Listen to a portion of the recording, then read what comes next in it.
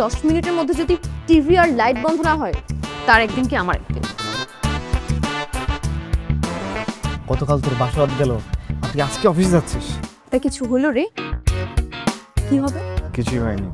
তাহলে তুই কালকে সারা কি করছিস? আপনাদের যা বলার ওনাকে বলুন।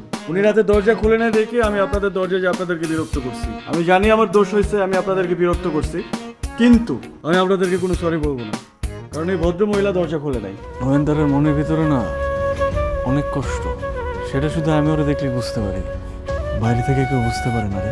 কাগজপত্রে সাইন করলেই তো সে স্বামী হয়ে যায় না। কাল যদি আমার বাসার ওয়াচম্যান এসে সব কাগজপত্র সই করে দেয় তাহলে তো সে আমার স্বামী হয়ে যাবে না।